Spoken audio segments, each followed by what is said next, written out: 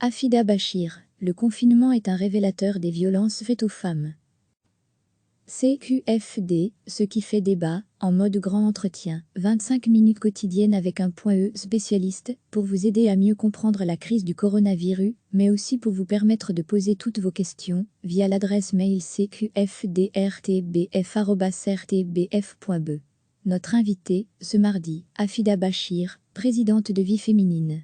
Les violences faites aux femmes sont en pleine augmentation en cette période de confinement. Les lignes d'écoute téléphonique et de signalement sont saturées partout en Belgique. Le nombre d'appels au 0800/30 030, écoute violence conjugale, a doublé ces dernières semaines. Un renforcement des équipes a été nécessaire. En Flandre, le nombre d'appels au 1712 a augmenté de 70% entre la première et la quatrième semaine de confinement. C'est tout sauf une surprise pour Afida Bachir. Dès l'annonce du confinement, on a alerté. Très vite, des femmes ont témoigné de leur crainte de devoir rester 24 heures sur 24 avec quelqu'un qui était déjà violent avant. Et puis, le confinement révèle des violences qui n'étaient pas perçues comme telles avant, des violences économiques ou psychologiques, détaille par exemple Afida Bachir. Elles peuvent se transformer en violences physiques à cette occasion. Ça a donc malheureusement précipité les craintes que nous avions. Vie Féminine a notamment observé ce qu'il se passait en Italie, confinée avant la Belgique, pour anticiper les effets attendus de cette quarantaine chez nous. En Italie, il y a eu plusieurs meurtres de femmes, des féminicides. C'est pour ça qu'il faut protéger les femmes particulièrement en cette période. Pour lutter contre l'augmentation de ces violences, une conférence interministérielle nationale a été mise en place. Des associations de terrain ont d'ailleurs formulé une série de pistes et de mesures concrètes à prendre. Plus tôt, des mesures avaient déjà été prises par les régions et les communautés au sein d'une task force. De l'excellent travail avait déjà été fait par cette task force, des campagnes de sensibilisation ont été lancées, des places d'accueil ont été ouvertes, salue la présidente de Vie Féminine. Mais c'est insuffisant. À présent, le fédéral doit s'engager. Dans les mesures annoncées au niveau national, on ne trouve que de la sensibilisation. Ce n'est pas ce que nous attendons, nous voulons des mesures beaucoup plus concrètes de la part du fédéral. Nous demandons des engagements du ministre de l'Intérieur responsable de la police et le ministre de la Justice.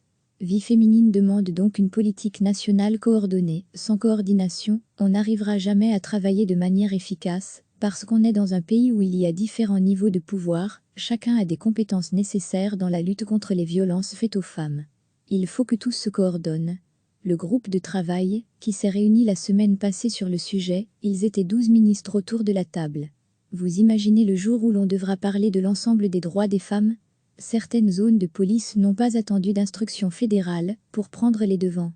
La zone de Bruxelles Nord par exemple a repris contact récemment, par téléphone, avec toutes les personnes ayant déposé plainte pour violence conjugale ces 3 derniers mois.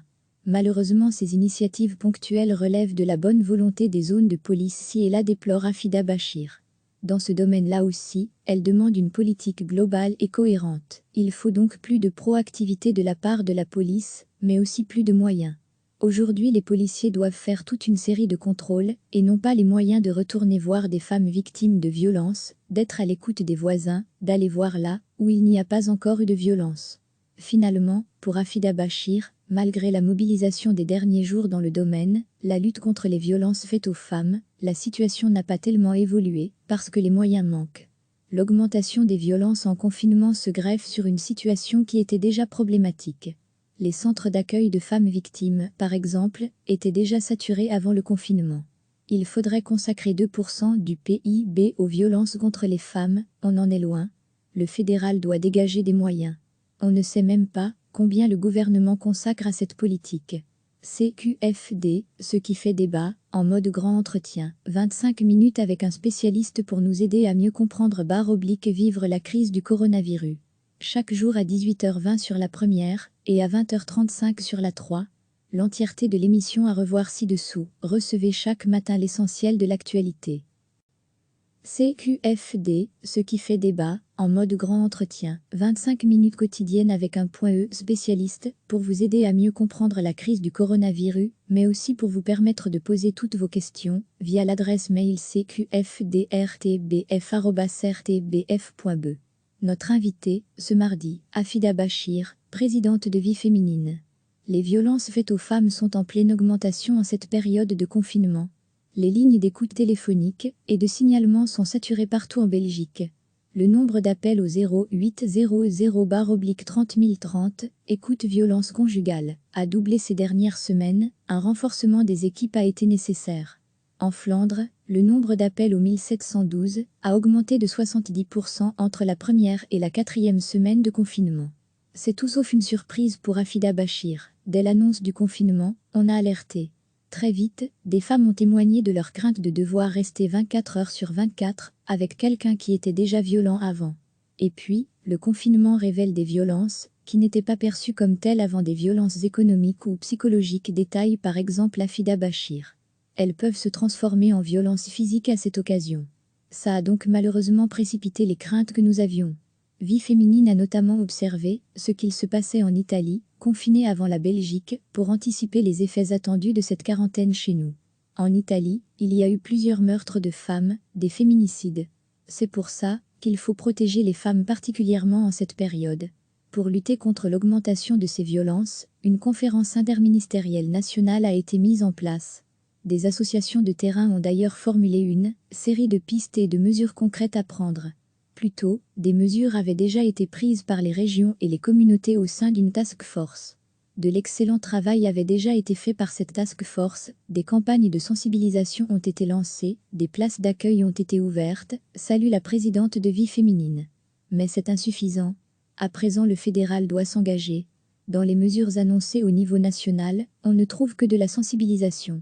Ce n'est pas ce que nous attendons, nous voulons des mesures beaucoup plus concrètes de la part du fédéral. Nous demandons des engagements du ministre de l'Intérieur responsable de la police et le ministre de la Justice.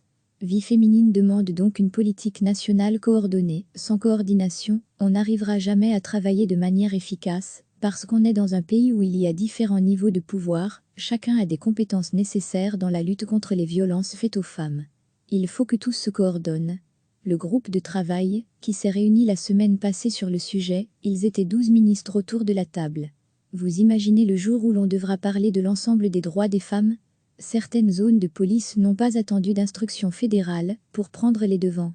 La zone de Bruxelles-Nord par exemple a repris contact récemment, par téléphone, avec toutes les personnes ayant déposé plainte pour violence conjugale ces 3 derniers mois.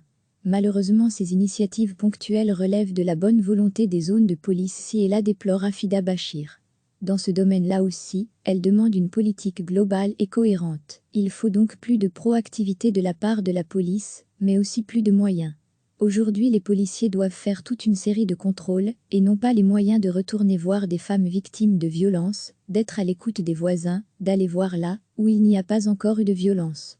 Finalement, pour Afida Bachir, malgré la mobilisation des derniers jours dans le domaine, la lutte contre les violences faites aux femmes, la situation n'a pas tellement évolué, parce que les moyens manquent. L'augmentation des violences en confinement se greffe sur une situation qui était déjà problématique. Les centres d'accueil de femmes victimes, par exemple, étaient déjà saturés avant le confinement. Il faudrait consacrer 2% du PIB aux violences contre les femmes, on en est loin. Le fédéral doit dégager des moyens. On ne sait même pas combien le gouvernement consacre à cette politique. CQFD, ce qui fait débat, en mode grand entretien, 25 minutes avec un spécialiste pour nous aider à mieux comprendre / vivre la crise du coronavirus. Chaque jour à 18h20 sur la première, et à 20h35 sur la 3. L'entièreté de l'émission à revoir ci-dessous. Cliquez sur s'abonner pour recevoir les dernières nouvelles.